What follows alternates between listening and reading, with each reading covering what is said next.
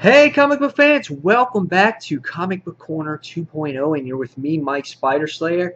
Guys, we are getting ready to review the most anticipated comic of the week and probably the most anticipated event of the year. We've been being teased by this for over a year now, and today we are going to be talking about Justice League issue 22, part 1 of the Trinity War. That's right, guys.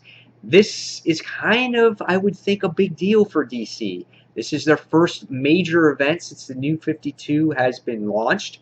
And let me just say, after reading this first issue, I was pleasantly surprised and I enjoyed it immensely. It was a great read, and I think what it does is that it brings this universe that we've been reading now for 2 years, finally, it brings it together and it makes it feel like, you know what? The New 52 is okay. Now, for me, I was a reader of comics for a long time, but I never read the New 52. I'm sorry, I never read DC Comics except before the New 52. The only thing I read on a consistent basis was Green Lantern. And I started reading DC Comics when the New 52 came out. And it was great seeing all these new titles because I could jump onto these characters and get to learn and read them all for the first time. But you never really felt so much of a universe that was tied together. And this issue does a great job with doing that. There's a lot of great things in this particular book to read, and it's so great for new readers because this issue actually kicks off, um, or this event actually kicks off everything that's has happened in pretty much the Justice League books, in the Shazam series, in the backup series, and it kind of ties it all together. And Jeff Johns just does such a great job with it. He talks about Black Adam in here. He talks about um, Pandora, which Superman and Wonder Woman come to meet towards the beginning of the issue. And let me just say that the artwork in here by Ivan Reis is phenomenal. There's a great pin-up page in here when kind of, I want to say, Superman goes berserk. Okay? Great artwork in here. But we get to see all these great backup, all these stories that's already happened. So like I said, Shazam, Pandora, you get to see Justice League of America, how they were formed, and it's all being tied together. And it's done well because you have this mystery woman that goes into the shop, and this is Madam X's shop, and she pulls out all these psychic cards, and she's trying to look at all these cards, and she's seeing all these visions, all these horrible visions of the future, and this woman is trying to get her to predict the future.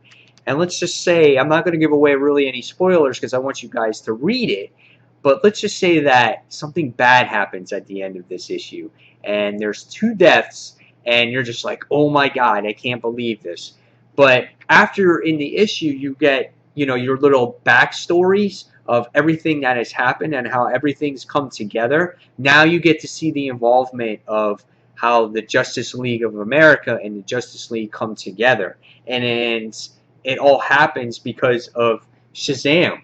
And he basically wants to spread the ashes of Black Adam in the desert that's restricted, that no one can go to, which is interesting. And the main focal point of this book also is Superman. Superman is the one that really kicks off everything in this issue.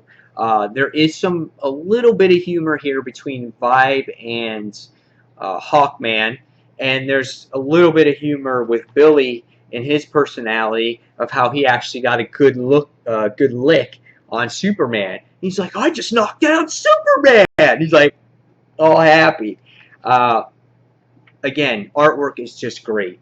Love this page here where you have the JLA and the Justice League just about to go toe-to-toe with each other. And the stress and the tension here is you want to cut it with a knife. And the book does a great job at really hanging suspense here.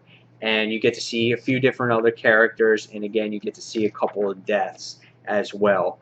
And all I can say in this book is that it is phenomenal, and it's a 5 out of 5 for me, because I feel that this book right now has brought this whole universe together, and it makes you want to be a fan of the DC universe. So I give DC credit for taking their time in releasing a major event, because I know they want to do it right. Because in comic books, if it's cheesy, gimmicky, and it feels cheap, it's going to get dumped. And all this money that DC put into releasing this new 52, it would be lost. So based off of this first issue, they did a great job in tying it all together.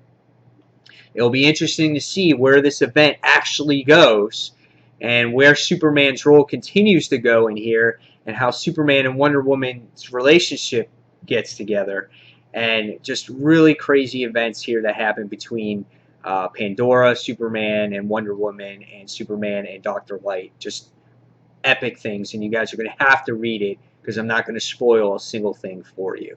So guys, I hope you enjoyed my opinion on this book, on this part one of this event, and how everything is tied together for this new 52 universe. So guys, until the next comic book review, this is Mike Spider Slayer giving this book a 5 out of 5, and I'll see you on the next comic book review. Guys, thanks for watching Comic Book Corner 2.0, and I'll see you real soon. Take care.